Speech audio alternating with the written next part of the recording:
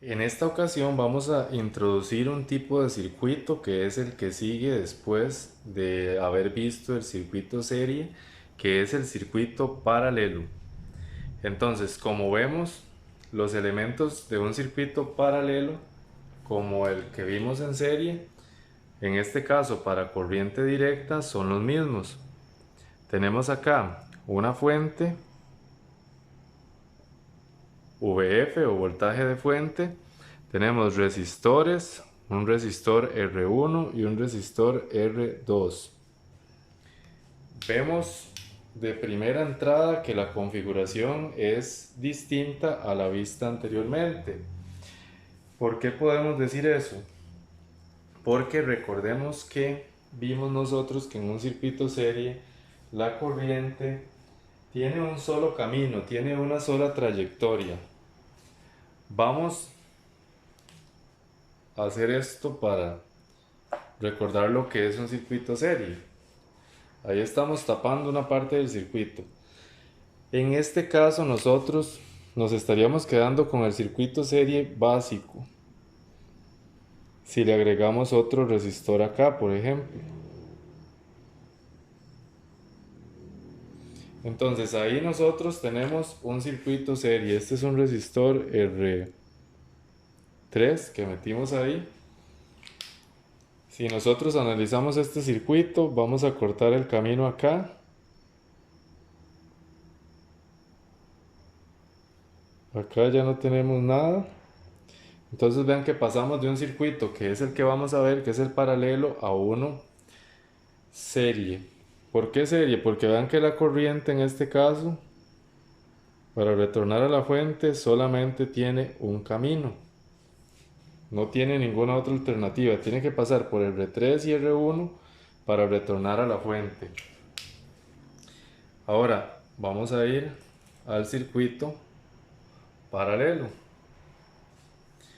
Vean que el circuito paralelo, vamos a volver al estado original, quitamos la corriente, quitamos este resistor que estábamos poniendo para recordar lo que era un circuito serie, y en este caso unimos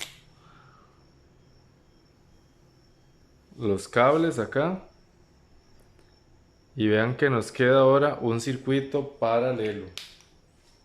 Acabamos de ver un circuito serie, ahí pueden retroceder para verlo nuevamente. En este caso yo tengo una corriente. Esa corriente en un circuito paralelo sale de la fuente.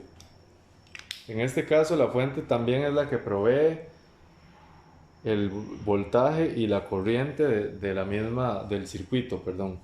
Entonces en este caso sale la corriente de la fuente, pero llega a un punto. Y resulta que en ese punto se topa con dos posibilidades. Un primer camino hacia acá abajo y otro segundo camino hacia R2. Si fuéramos nosotros, es como que nosotros estemos por ahí, venimos en un camino y nos encontramos, como digo yo, en una encrucijada. Tengo un camino A y un camino B. Yo vengo caminando por aquí y tengo que decidir por cuál camino me voy a ir. Tomo el camino A o el camino B. Yo como ser humano solamente puedo elegir entre un camino y otro, pero resulta que la corriente, si yo fuera corriente en este caso, una I, yo como corriente puedo llegar a este punto y dividirme. Me voy una parte de la corriente hacia A y otra parte de la corriente hacia B, porque la corriente tiene esa capacidad de cuando llega y se encuentra más de una rama, al encontrarse en ese punto puede irse en ambas direcciones. Lo que sucede en este caso no es la excepción. Entonces tenemos un voltaje de fuente y tenemos una corriente total. Resulta que esa corriente total llega a este punto que vamos a llamar A. Entonces, en ese punto A, la corriente toma un camino hacia acá. Entonces, como esto es una corriente que pasa por la resistencia R1, nosotros le vamos a poner de nombre corriente de R1. Vean que ya tenemos la corriente total y se dividió en corriente IR1. Ahora, esa corriente, una parte de ella se viene y continúa su camino y pasa a través de R2. Por lo tanto, la vamos a llamar corriente de resistencia 2. Esa corriente va a seguir su camino por acá, llega, se une con esta corriente, las dos corrientes se unen otra vez y llegan a la fuente. Entonces veamos características de un circuito paralelo.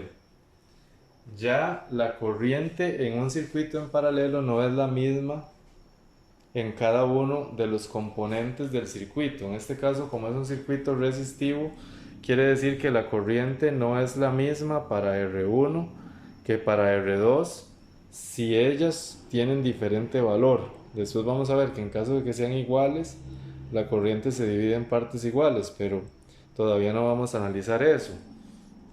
Entonces, en este caso, la corriente en un circuito paralelo ya tiene más de un camino que seguir para devolverse hasta la fuente. Y podemos ver que si nosotros le llamamos a este punto B aquí, podemos analizar por qué las resistencias o el circuito se encuentran en paralelo. Si hablamos de las resistencias, se dice que dos o más resistencias se conectan individualmente entre dos puntos distintos. Veámoslo aquí, están conectadas individualmente entre dos puntos A y B. Entonces, esta resistencia está conectada con esta. Si yo representara este circuito de otra forma, yo tengo los dos resistores R1 y R2 acá, R1 y R2. Sería lo mismo que los uniera aquí, los uno aquí con un solo cable y me llevo esos cables para la fuente. Solamente que nosotros los circuitos siempre tendemos a hacerlos con rectas paralelas. En este caso vean que estas resistencias están en paralelo, estas líneas son paralelas entre ellas. Entonces, para que se vea rectangular o cuadrado, no hacemos normalmente curvas, pero para efectos prácticos es como si yo tomara estas dos y las pegara, es lo mismo. Después vamos a entender que estos puntos en donde se unen más de dos componentes acá, se les llama nodos. Este sería el nodo A, perdón, nodo B, y este sería el nodo A. Entonces veamos que acá tenemos una explicación de un circuito paralelo, muy sencillo. Entonces podemos decir que la corriente viene por acá y se divide hacia abajo.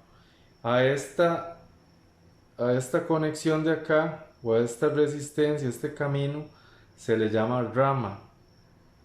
Entonces, un circuito paralelo es un circuito que tiene más de una rama. Vean que en este caso tenemos la rama 1 de la resistencia 1 y la rama 2 de la resistencia 2. Entonces, eso es importante que lo entendamos. Es el circuito paralelo más básico que nos podemos encontrar.